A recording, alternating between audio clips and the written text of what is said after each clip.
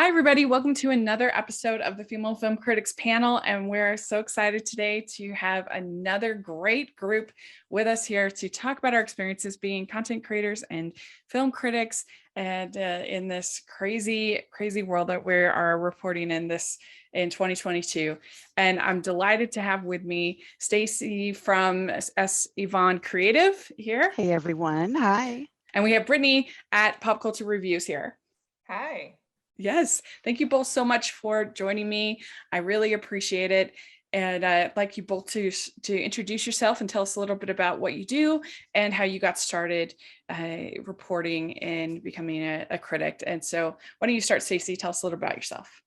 My name is Stacey Yvonne. I run Yvonne Creative. I'm a freelance entertainment journalist. So I've submitted to outlets like Black Girl Nerds, Pride.com, The Advocate, The Cherry Picks, The Geekiary, wherever they'll take me, wherever they'll take my writing, I'm happy to give it to them. I'm also a member of the Hollywood Critics Association, so I'm very excited about that. And I'm originally from Nebraska.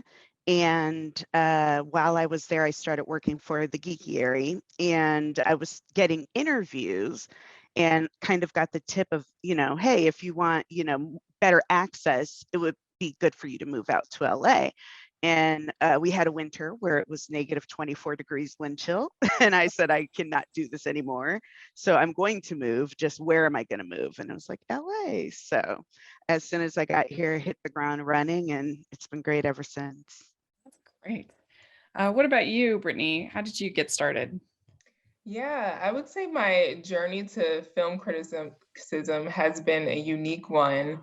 I grew up in the arts, and I grew up in dance, and I grew up loving movies and acting on stage, but it was around 10th grade where I realized that I also really happen to love science. And so I'm going to fast forward all the way to 2018. I was actually awarded my PhD in organic chemistry. Wow. And so you're probably, wondering, like, how the heck did you end up in film criticism as well? So fun fact, I still do my J job, which is science and project management and things like that. But it was also around that time where I realized, okay, I'm done with the stress of my PhD studies and my dissertation. It's time to get back into the arts. It's time to get back into the things I love, which is movies. And so I started my own website, popculturereviews.com, and it's been a journey ever since. Do you find yourself critiquing the science in movies? You know what I do? I realize that with my scientific mind comes analytical writing. So that has definitely been a part of my review process, for sure. So, Stacey, I noticed that you cover a lot of television. I was curious how you decide. There's so many shows. How do you decide what you're going to cover? It just depends on what kind of catches my fancy. A lot of times it will be less of the show and more of the actor that's in it, or perhaps the writers or the showrunners, the director behind it. But I always like to give as many shows as I can a chance, but I specifically focus on ones that either focus on African-American, issues or people, LGBTQ or women. And those are kind of my three linchpins. And I try to fit everything into there. And then, of course, otherwise, it's just what's popular, what are people watching, etc. Yeah.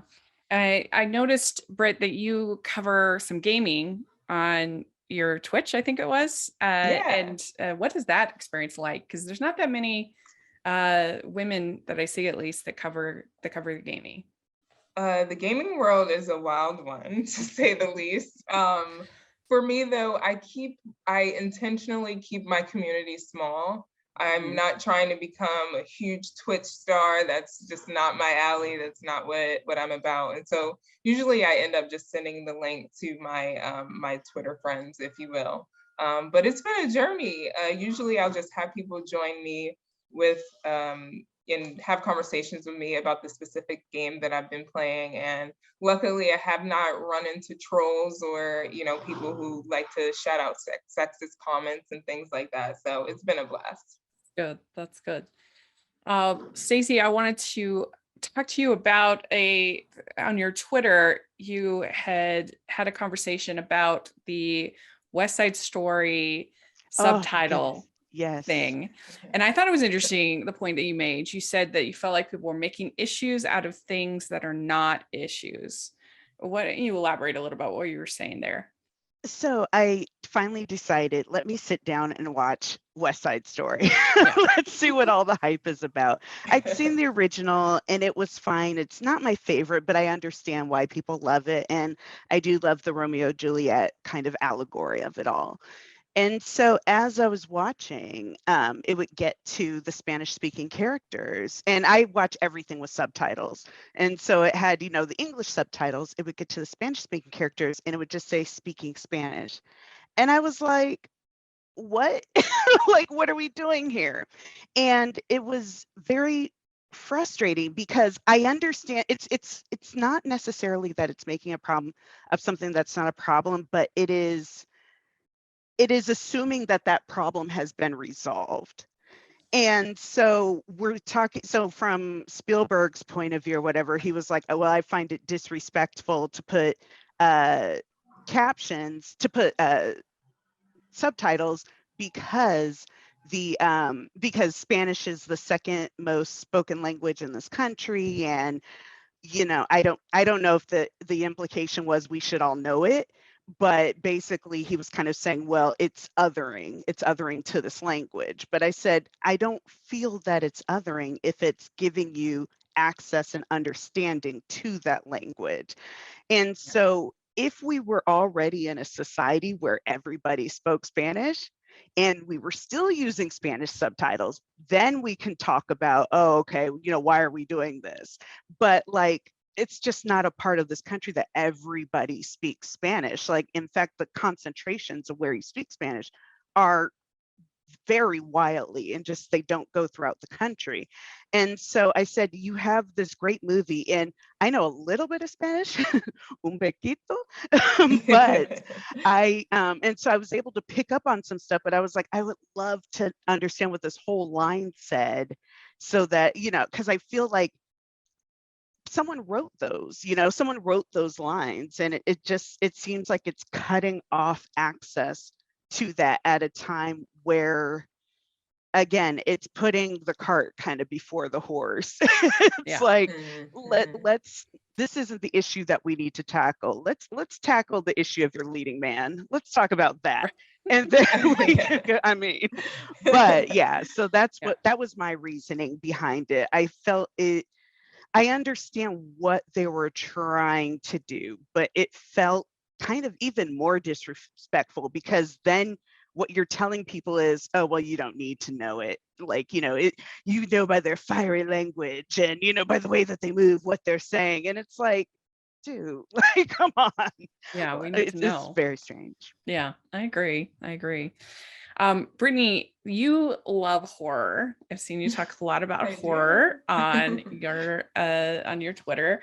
What is it that you love particularly about horror? And have you found that the community of horror fans has been accepting of your presence of your thoughts and opinions on that? Oh, great questions. So yes, you are correct. I am a horror gal through and through. And you know what? I don't have a favorite category. So you can break down horror into multiple categories. There's the gore, there's the ones who concentrate on jump scares, there's the ghost stories and things like that. And I love them all equally, although I do lean a little bit towards gore, and I promise I'm not crazy. I think there's an art to making a great gory film, and I think it's a slightly underappreciated category within horror, but that's another conversation. But as far as the community of horror fans, I actually haven't run into many that are a little, cuckoo, but I would say I do recognize that within every fandom, there's some problematic people, I tend to try to stay away from them. But I do try to speak up when I see or hear something that is inappropriate to say, or if I find that people are not accepting or calling someone not a true horror fan, there's no room for that in any fandom. People can become a fan, they can be a fan day one, or they can come 10 years later. It doesn't matter. As long as you appreciate the art and you find things that you love, I think that's accepting. I'd like to speak to that if that's Yeah, okay. please. So one of my very first festivals that I attended was Scream Fest, and it's here in LA. And mind you, I'm not someone that likes horror movies, but they gave me the opportunity and I was like, sure, let's see what's what.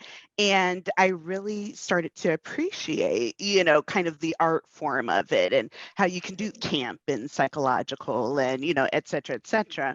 And so my second year of Scream Fest, there were suddenly entries that were created by women, by people of color, by LGBT that had LGBT themes, and I really, really enjoyed that. And so I actually just recently wrote a article for the Cherry Picks about diversity within horror and how Nice. for so long they assumed that the horror audience was, white and male and cishet white male. And then the women that were there were femme fatales Yeah, the final they were, girls.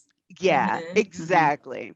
Or they were like, just overly aggressive protagonist where, it's like doing sit-ups and push-ups and all that stuff. Yeah. And so there's this year especially, there is a crop, from Nope to of course Scream, and there's another one that Olivia Wilde is doing. It looks very good, but we're getting this crop of horror that is being made to suit a bigger, more universal audience. And I Mhm. love that the demographics of that has changed and Yeah, that those demographics are being vocal about how to represent them. absolutely. Yeah, I love that too. I hope that every genre has something for everybody, and that we are starting to see more voices in every genre, which makes me happy. I did also notice, Brittany, that you recently did the month of rom-coms. Uh-oh, I did. And it sounded like you became a fan. So You know what? I maybe? used to be one of those gals who, rom-coms had never really appealed to me in the past, and I don't know what it is. I don't know if it was just a phase in my life where I'm like, I don't love love or something. I don't know. But this year I decided to clear my mind, start fresh, and then just go to town in the month of February, watching as many rom-coms as I could. And I kind of fell in love with the genre, and I'm so excited about it because this year it really felt like there was some quality content out there. So I am a rom-com fan now. It's in the history books. Yes. Well, we're finally getting them back. I mean, for a long Mhm. time, the only place you could find practically rom-coms was at Hallmark Channel or on Lifetime or whatever. Right. And there weren't very many in that were theatrically released for years. That's right. But we have Marry Me and I Want You Back, Mhm. and then we have coming up The Lost City, which I actually am seeing today as a I'm seeing it recording. tonight too. Oh, Yeah, I'm going to a Exciting. screening tonight, so I'm excited about that.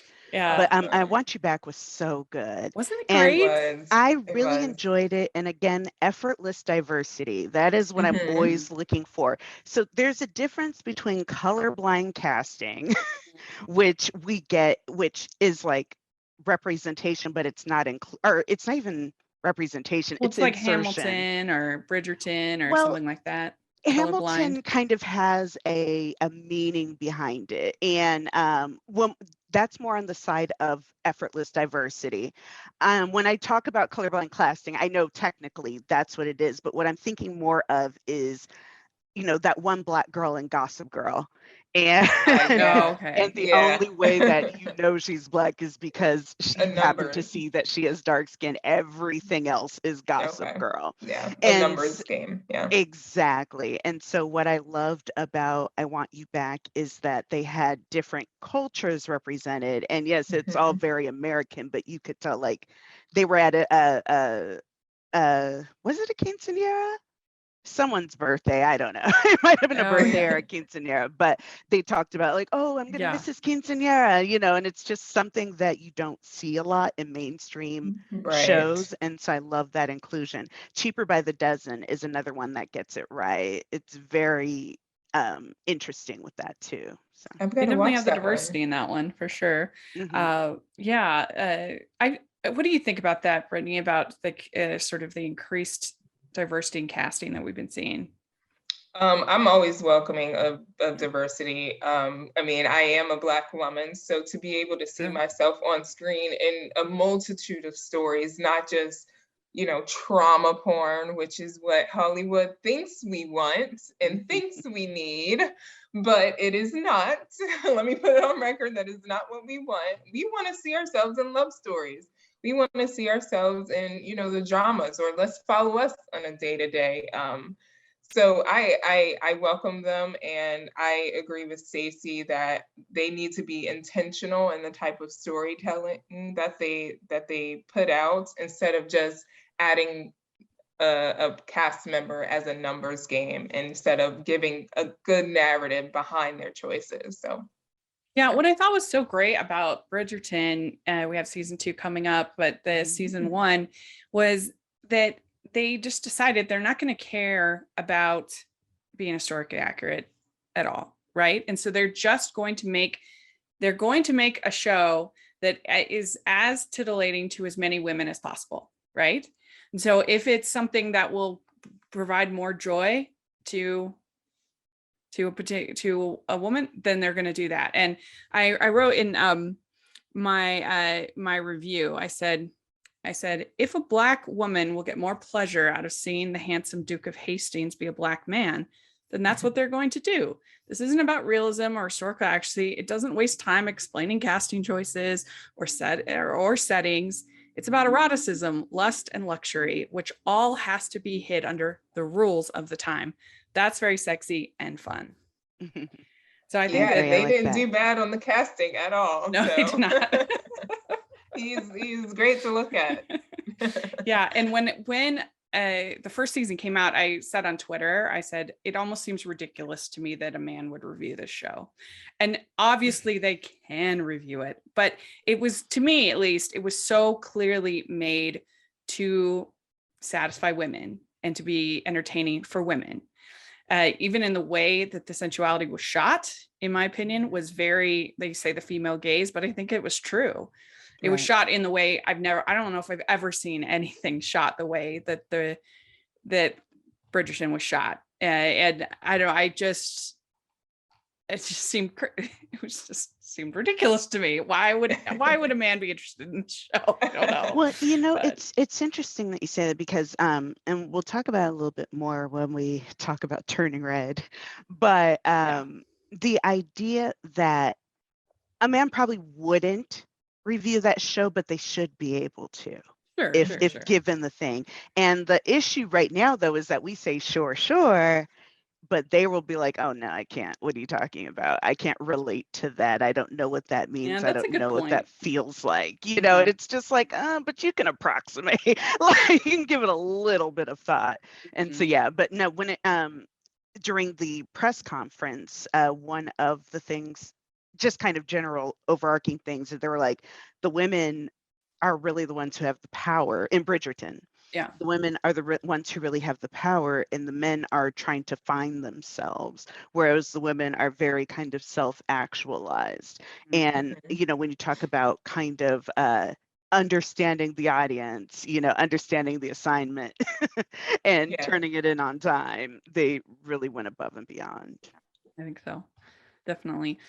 Well, one thing I wanted to ask both of you is, first, what do you think is most important when writing a review? Kind of what's your process for writing or being on a podcast or whatever? What's kind of your thought process? What do you think, Brittany? I'm actually gonna say something that I hate to see is just a recap of the entire movie. Right. I've come across some reviews where they feel like they just need to rehash what happens in the first third or half of the movie, and they don't really get into the nitty gritty of what went well or what, could have been improved in the entire filmmaking process or the actual narrative. And so that's kind of my big, oh, that Yeah. sucks that they wrote that like that. And then on the flip side of that, my favorite thing to talk about is anything thematic within a film. If it's a love story, are they finding their true selves before they dive into a relationship? If it's a tragedy, what are they learning through that process? Things like that. I love diving into thematic approaches in terms of storytelling. What do you think, Stacey? For myself, it's funny. I love that you asked that because I'm still fairly new to all of this. And I know when I started, there was very little oversight. And so, and I was in Nebraska. So I was just running off at the mouth saying whatever and just kind of being really kind of critical, which I think does have value and does have a place. But then also when you get here and you kind of meet those people and you start kind of being in those circles, you're like, okay, well, these are people and they were trying to accomplish something at the end of the day. So really finding that fine line between saying, I respect that you did this work, but this is what worked and this is what didn't, in my opinion, and kind of expecting that same respect back. A very good example of that was The Last Duel. Jodie Comer, amazing. Ben Affleck, excellent, awesome in it. That movie was a hot mess, but it's really Scott. It's extremely well done. It's extremely well made, but there were some problematic elements where I was just like, ooh, this was not for me. And so it was, but I ended up giving it like a 4 out of 5 or something like that. And my editor was like, why did you give it such a high rating? I said, because it's a good movie.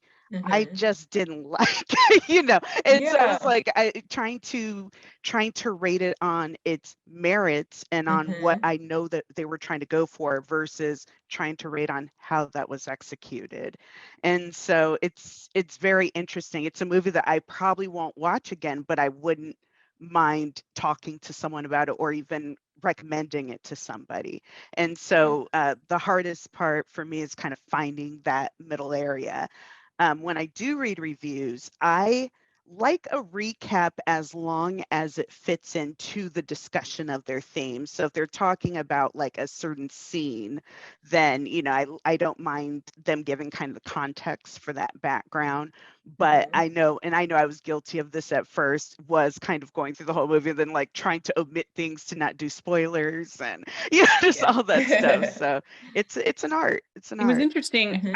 I recently did my first theater review, professional theater review, Awesome. and for a local production here in Utah. And I sent it in, and they came back and they were like, "We need more details, more details, more details." They wanted me to pretty much talk about every single character. They wanted me to talk about, Wow. yeah, and it was just interesting because it's so different than Right. what I typically find that people want for film. That you have to be so careful about not giving away any spoilers, and it's so hard. I mean, after I got out of the Spider-Man movie, Spider-Man was like, I don't even know, how do I write about this? Like, what? Yeah. Stuff happened. Like, this It is was impossible. But going back to, if I may, Stacey, I just wanted to commend you on your comments about, rating a movie high because you really do value it on its merits alone. But being able to remove yourself from that picture or that idea and be able to put through cohesive thoughts to say, this is a good movie and this is all the things that they did right. It's not for me, but it is a good movie and it was there's a lot of accomplishments here. I just wanted to say thank you because, not a lot of people would be not only be able to say that out loud and admit that, sometimes they have to remove themselves from that situation. But the fact that you go through it and you execute it, I love that. So thank you. It's a work in progress. I appreciate it. Well, I think you also have to ask yourself, what is this movie trying to do? Who is it made for? And is it successful in reaching that audience, right? So I'm not going to have the same kind of review when I'm reviewing Paw Patrol, the movie, compared to The Power of the Dog, right? Like Listen. they both have dogs in their titles, but they're very different films. But I don't know. You saw that cinematography in Paw Patrol, girl. yes. Yeah. And they both tug at the heartstrings. I mean, we know that, but you kind of have to ask yourself, did it succeed in doing what it was trying to do? Is it going to appeal to its audience? Is it going to, and then your last question is, or my last question is, did I enjoy it? And I actually didn't give a positive review to The Last Duel. To me, it just felt super repetitive, and I didn't feel like it did anything very interesting with that repetition. It seemed very mismanaged to me. Yeah. On a thematic level, you have this woman who has been abused, and then you show it twice in full, but then you give her the shortest the shortest section at the end to tell her truth, and it's just like, okay, guys. And I think covering Sundance all these years that I've covered it, because I'm here in Utah, so it's easy for me to cover Sundance. I've covered it now 6 years. And I think that kind of helps you sort of remove the glossy varnish of like artsy films, right? Like artsy films can be terrible. They can be terrible. And it's okay to say so, and it's okay to have an opinion. But yeah, I mean, I also do agree that there's no reason to be mean, even in a passionate review, even in something that you feel very strongly about that you really didn't like. There's no reason to be unkind to the people that there's a difference. You can say you can stick to the film and not, there's no reason to be mean to the filmmakers or the other people involved. Absolutely. Yeah. I did notice, Stacey, you have done a number of interviews, including an interview with Patty Jenkins. I believe I saw that on the site. Not with Patty Jenkins. Okay. I was thinking that was on the Black Girls. Maybe was it someone else? It was probably someone else. Yes, I do a lot of interviews, a lot of features. A lot of interviews. But I do a lot of interviews too, so I can relate to that. And it is hard sometimes to not have those personal experiences impact your objective critique of the film as a critic. Usually I end up interviewing somebody before I see the movie, so that helps. but I try to, I don't know, keep it to just their experiences working on the project, because even if I don't love the film, I'm still interested in how it got made and what it was like. Right. And I think it's interesting you said that. One of my very first interviews was with the director, and it was a review / interview. It was at the time that I was kind of testing the hybrid model, and I was like, is this going to work? Is it not? But in that case, it was very hard because, I talked to her and she was lovely, and I really enjoyed her vision and where she wanted to go, where she wanted to end up. I just didn't think that particular project accomplished that. And so I was like, not necessarily ripping it to shreds, but being like, okay, this wasn't effective and this wasn't productive and da. And then I saw that person later, and it kind of gave me the cold shoulder, and I was like, oh yeah, that's a thing that can happen. But it's just one of those things where it's a fine line. You got to do the job in the end. I mean, and so hopefully most people can respect that. And we try to, on Hallmarkies podcast, where I do most of my interviews, we try to keep it kind of light and fun, and never be too, even for a movie that I really don't like, that still kind of, usually there's enough people, there's like one of my co-hosts will like it, or it kind of all balances out. I really don't like when we have an episode where I dislike all of the films, then I just feel like, oh. But I have to tell a crazy story, and this one I actually don't mind naming names because my review is out there, and I doubt I will ever talk to these people again. But Me You Madness, starring Louise Linton and Ed Westwick, at the height of messiness for both of them.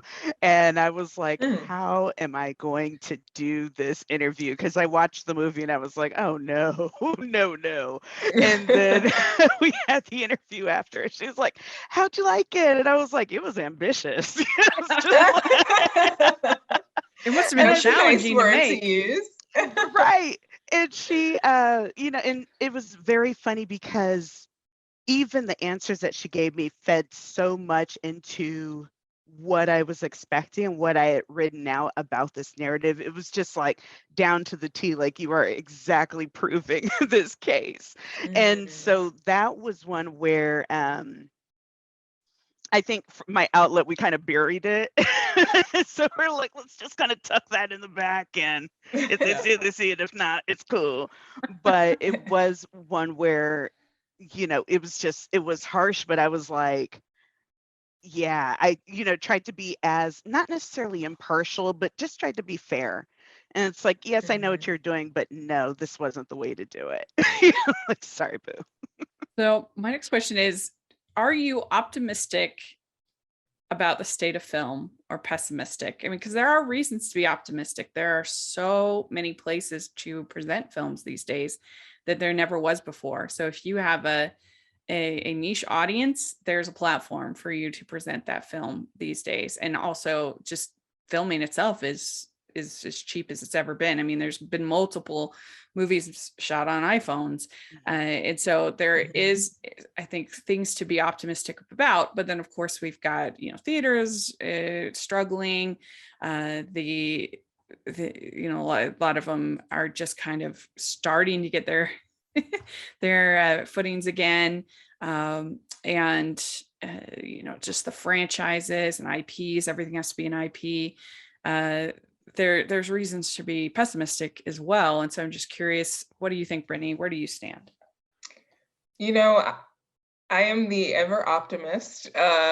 So I'm gonna stick with that. I'm very optimistic about the future of film. And there's a lot of kind of sub conversations we can have out of this. But when I think about things like, theaters maybe not doing as well as they were pre-pandemic, let's say, I think about streaming services and how that now has provided a lot of access to people who can't get to theaters. And to have those conversations, we have to talk about accessibility and what is now available to so many people who couldn't get to theaters before. And so with films, also comes a lot more variety, and it has been a lot more variety these days with diversity, making more LGBTQT films, making more films centered around women, directed by women, written by women.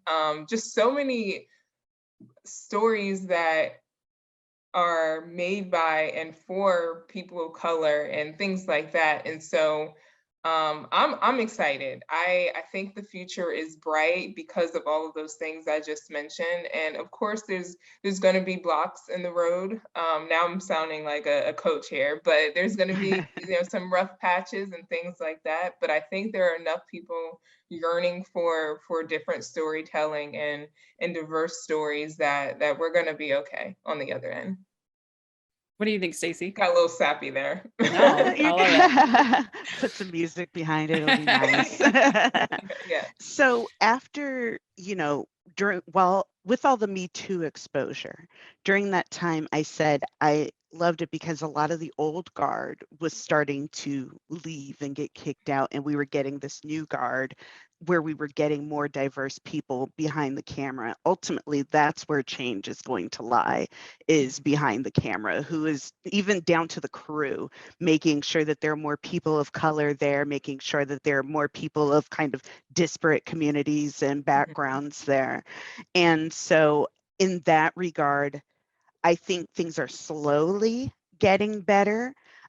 But I also feel like I always tell people this. I was like, America's a very young country when all is said and done. If looking at it from a world view, we're very much in our preteen stage, Oh, yeah. And so we're going to go through a stage of backlash.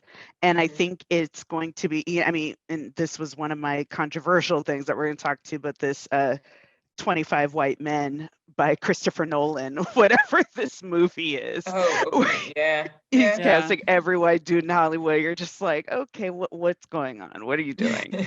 And so, you know, you're going to have some people really kind of making mistakes trying to figure it out. But ultimately, I think once we get over that hump, it will right itself. Life finds a way, and how that goes.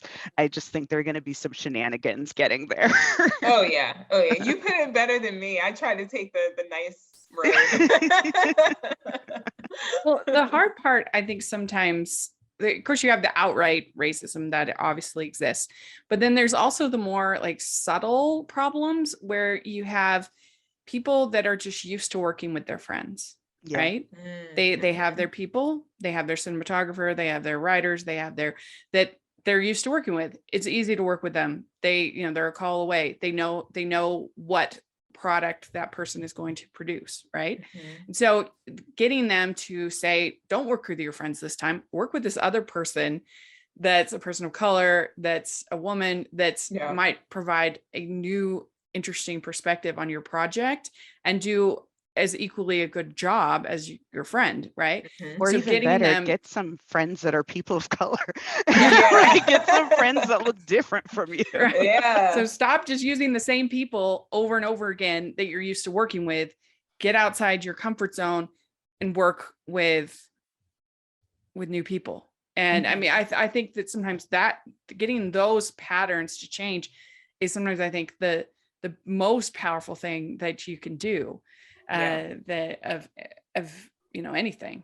Well, you hit the nail on the head. It's a pattern, and patterns can be very tough to break, but they can be broken. I was actually talking with someone about this, and I said, there are certain directors where you're like, they have their niche. I don't need Wes Anderson to write an MLK film. I don't need that. I want Wes Anderson to write about quirky white people and, the one black man that's hanging around. That's perfectly fine with me. That's his niche. That's his thing. That's what he knows. But when you have someone, who was the guy who was directing Noah?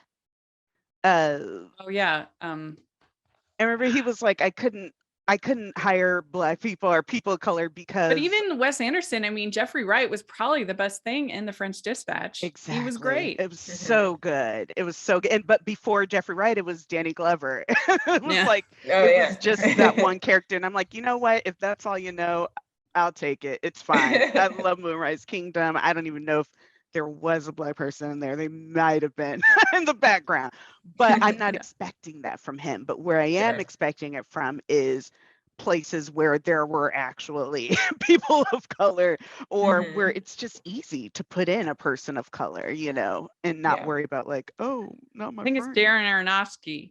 There we go. Yes. Oh, yeah. My goodness.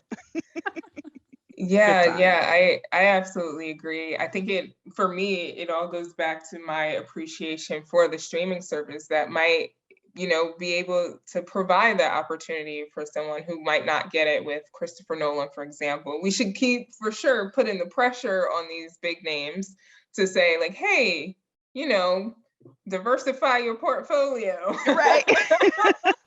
But I am grateful for all these variety of stories that are on Netflix or Amazon Prime or Hulu and things like that. I just need them to up the ante on the quality, so that, but well, that's kind of another issue when we talk about streaming services, because even within streaming services, they really are networks. When we talk about Netflix, we talk about Amazon Prime, we talk about Hulu, we talk about Disney Plus, Apple TV Plus, and you go to each one for very specific things when it comes to programming. And so I don't mind that so much, except when you get into streaming services that are that established, there is no ceiling. enough will never be enough. Like already there was an article that was like, oh, Netflix is thinking about charging extra for people on your account and, people sharing Yeah. passwords. And I'm like, you make billions of dollars. You are so rich. Let people watch your stuff. Like, why does it matter? Like, because it's not like, oh my God, we're running out of money, we can't make any more movies. You're fine. You're doing fine. So it's just such a weird thing. I actually don't even understand how Netflix makes money because they don't have any advertising and they hardly charge anything. I mean, it's in the grand scheme when they're making these $100 million projects, these huge, and we know that they have like unbelievable debt, but they got to be making a profit somewhere. Like, I don't know. It is kind of weird. Same thing with Disney Plus. Like, I don't really understand how Disney Plus is profitable. Because I mean, they have the premium day release things that they did. They tried that, but it's just so much content for so much small fee. But I guess they all want to get in the game, so it must be profitable. I just don't quite understand how the math all works. But anyway, but yeah. Well, let's talk about our unpopular opinions. We always like to end the, we talk about some unpopular opinions, and that's something that we're proud of that we've made. So I have had, I feel like, nothing but unpopular opinions in 2022. I did really like I Want You Back. I liked a couple movies at the festivals, but even some popular movies at Sundance, like Cha-Cha Real Smooth, I wasn't a big fan of, that everyone loved so much. Oh my God, me too. Yeah, really? Yes. Yeah. Yes. That was being Power of the Dog. I really particularly didn't like the ending. I was just annoyed with, I felt like they were trying to pass off her, I don't know what that was. I felt they were trying to pass off Dakota Johnson's ending as being a happy ending. And I'm like, no, that was not a happy ending for her character. For me, at least. Anyway, so I was just like, ew, that left a sour taste in my mouth. I just feel like I've had a lot of unpopular opinions lately. I didn't like the Batman. I mean, I was a mixed bag on the Batman. I was a mixed bag on Turning Red. I didn't like Uncharted. Yeah, there's just I don't think you're alone on that one, girlfriend. Yeah. It's just not great. And so I've just been waiting for that first movie of 2022 that I like really loved. But of course, a lot of the ones that I did love, I really saw in 2021, and now they're being released. Like I loved Cyrano, and I loved Tick Tick Boom, and I loved Belle, the anime Belle. I loved that.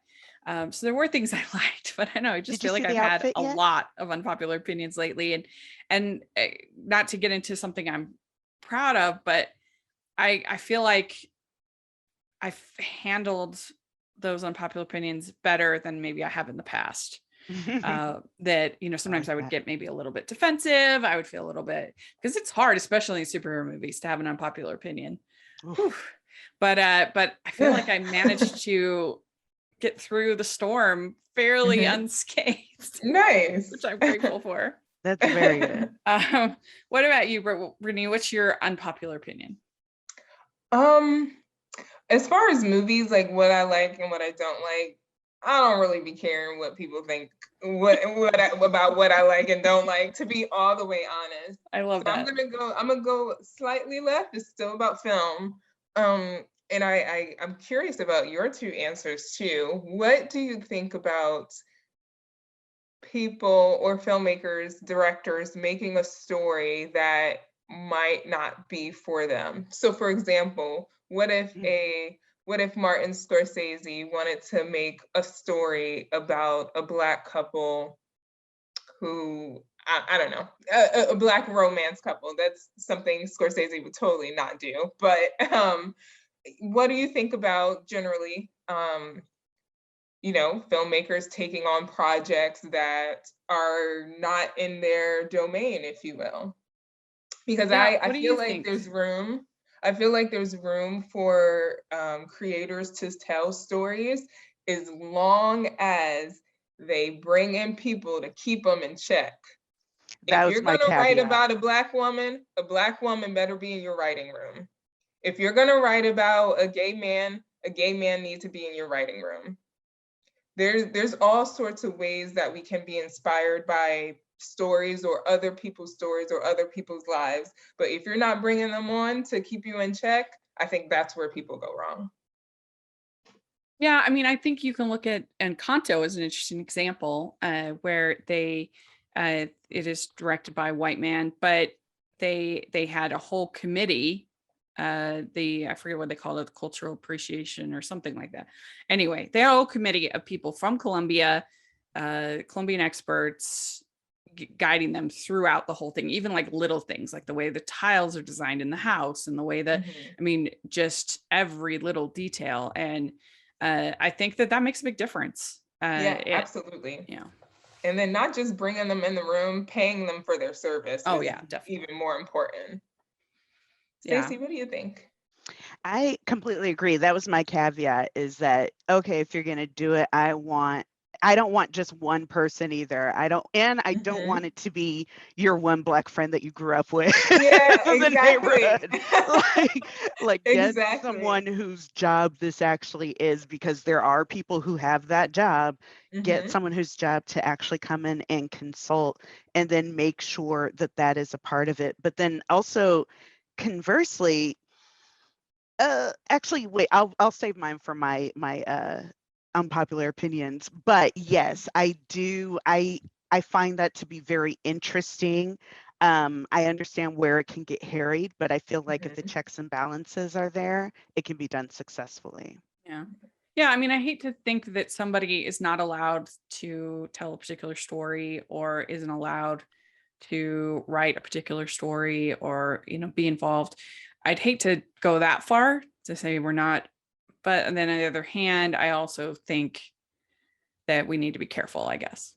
Yeah. The best case scenario is if you absolutely need to tell a story, then you need to create spaces for people to join your team and be able to actually help see that story come to life in the most appropriate way possible. Yeah, I agree.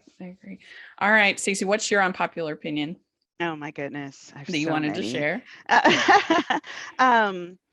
So, oh goodness, where do I start? She's like, how many can I say? Listen, I've been refusing to look into this. So this is going to be an uninformed, unpopular opinion.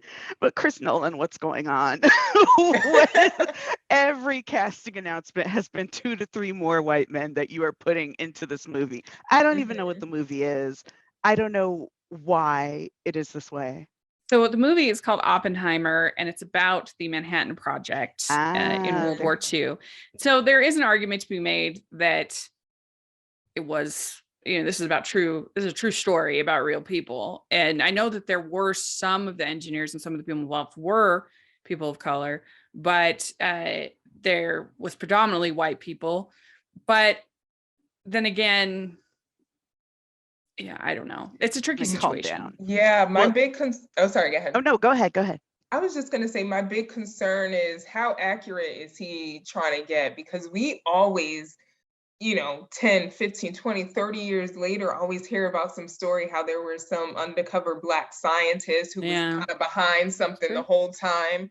And I'm always concerned about stories like this, where it's a predominantly white cast about something important in history, and we're not doing our due diligence to look up, who the main playing characters were in those points of history. Not to say that like I need a Black person to have created the nuclear bomb or anything and stuff like that, but I care about accuracy as a scientist, and I want to know, like, did he do his due diligence in terms of looking up that information? Yeah. Well, the funny thing is there's a podcast called Ars Paradoxica, and it's fantastic, and it's time travel and all that good stuff, but a lot of it deals with the Manhattan Project. And it's a podcast, and it's extremely diverse, again, across all levels, while still being factually like accurate. The things that happened could definitely have happened and probably did in some forms. And so that's why when I see all these casting calls, a lot of people, started making their little assumptions about why he's doing this or why it's being released in this way. And it's just like, okay, I see you. Okay. Grants. My other pet peeve was there were a bunch of people giving, well, not a bunch, there was probably one in particular, but that gave Turning Red a negative review saying that they couldn't relate to it. Yeah. And Oh yeah, we That's a all remember weak- that tweet. that is not a That's great so argument. It's a poor argument because there's a million movies that are about so many. children that, I mean, like you could say Logan or To Kill a Mockingbird, or there's tons that we relate to very much, and yet we're not, children. It for me, the thing that was lacking in Turning Red was I just thought the metaphor was very muddy. I didn't think it was well executed, and I didn't think the script was very good, but it didn't have anything to do with not being able to relate to it. I applauded all of the diversity, and also I think it's great that we're talking about, I don't understand, how is it possible there's only like 2 movies ever made that talk about a girl and getting her period? It's insane. So I think that's great. But I just don't think they executed that well personally.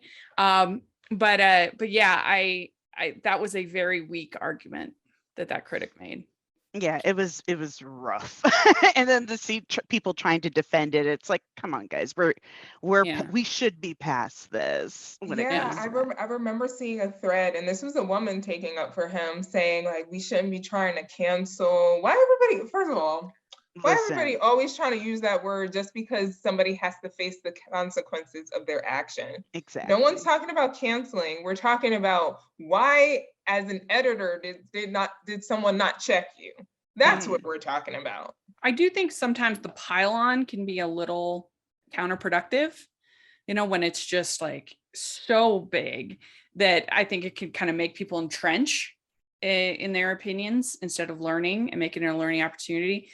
And but that's the internet for you. This is where my unpopular opinion comes in too, because I think people tend to use the pile-on to put on their victim tears. Just because people, say like, hey, this is where, and it's gonna come from a lot of people, especially if you say something inappropriate on the internet, which is available to a lot of people. But if you say something inappropriate, a lot of people are going to want to put their 2 cents in and say like, hey, here's why you might not want to say things like that. But what I don't like is them then saying like, oh, I'm getting all of this attack in different directions, and so now I am the victim. And then everybody completely loses sight of what we're arguing about in the first place. And this is very, I'm kind of getting heated here. That's why I just say, I think it becomes counterproductive. It just becomes a mess. Yeah, one thing I just wanted to say, one more. A lot of people do this when it comes to racism. And so that's why I'm pretty passionate about this type of subject, is because when, people check you on your racist or your racist comments or microaggressions, then everybody wants to say, okay, now this has turned into bullying. And it's like, well, no, you're more upset that they're getting a lot of commentary instead of what they actually said. And so it becomes just a ugly cycle of nothing getting done and nothing being talked about. Well, there's a saying that says something to the effect of, if a wolf, if a pack of wolves howl at the moon, that's normal. But if the moon howls back, then we have an issue. And it's one of those things where people, they get defensive, and then they think, oh, well, that wasn't meant for all of you to see, even though I put it on the internet. For me, I think my internet is me and my followers and the people that I follow. I didn't know it was like worldwide. And it's like, oh, come on, guys. Save that for the group chat. Let's try it in the group chat first, then move it to the internet. Should have stayed in the draft. Right. There you go. Well, so we're going to talk next about something that you're proud of. And I actually am really proud of my Turning Red and the Batman reviews. I felt like they were well written. I feel like I explained my point of view well. And again, I feel like the fact that I didn't get a lot of pushback on either of them hopefully says that I did a good job. Not that I didn't do a good job in the past when I did get a lot of pushback, but I don't know, maybe I've learned and become a better writer. I hope so. That's my goal. And I obviously I was anxious because I don't like getting death threats and I don't like those experiences, but I got to be true to my opinion and what I felt.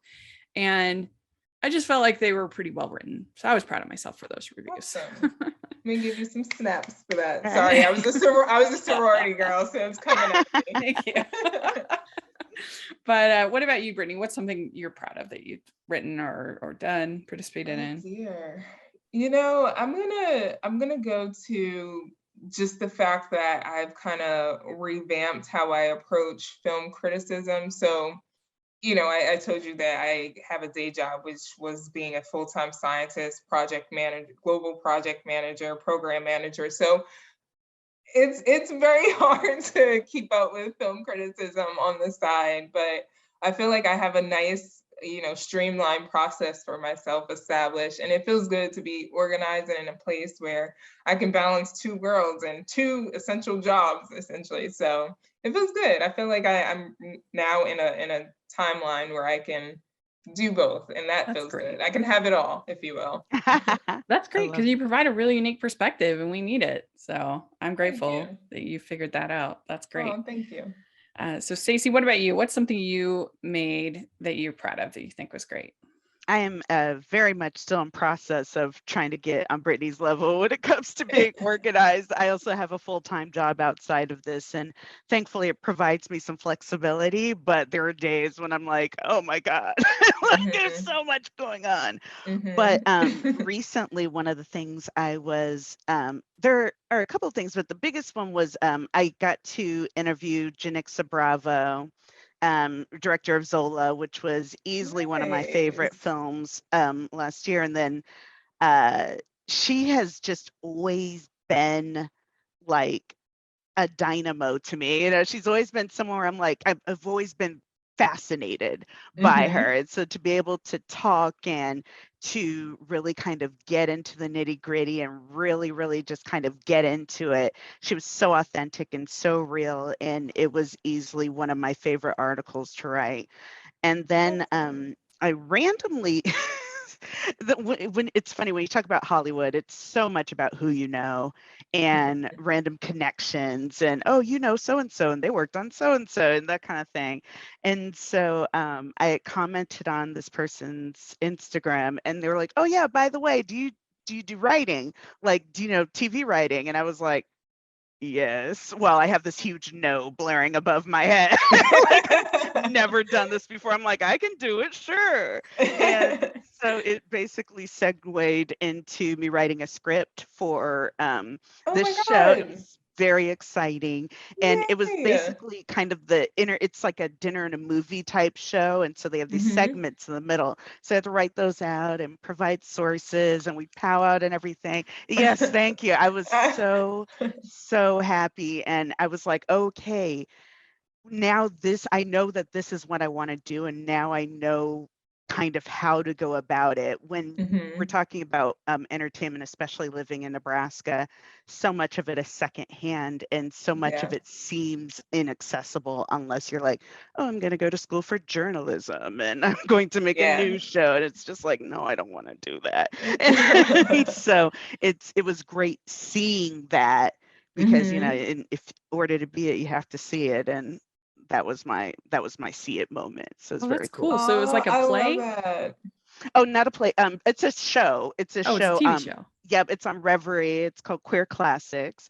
And it's like a dinner and a movie. And so they show the movie and then they have these segments in between. Oh, okay, I got it. And this one was The Watermelon Woman, and we got to interview Cheryl Dunier, and it was absolutely fabulous. It's still out, so feel free to check it out on Reverie. Awesome.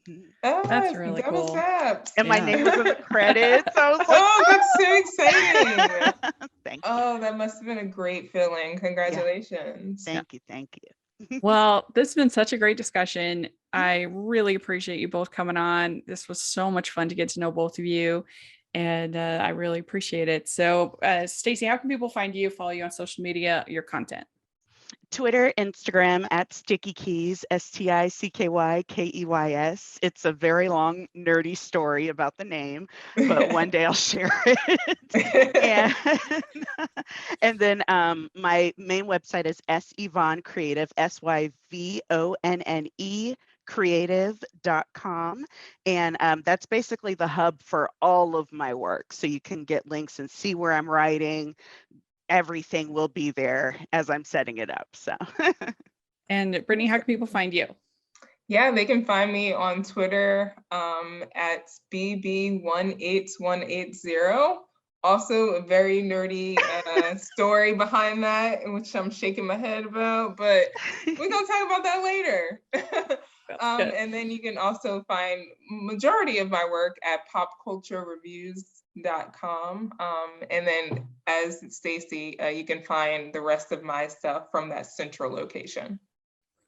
And make sure you check out all of the previous episodes of Female Film Critics Panel. This is our 23rd episode. So there's some amazing women that I've had the chance to talk with.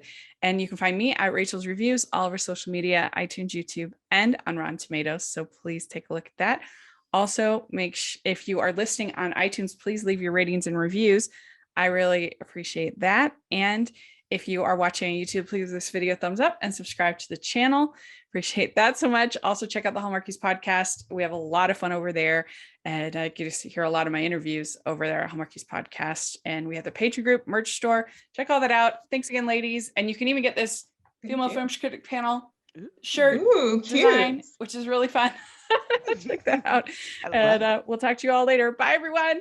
Bye.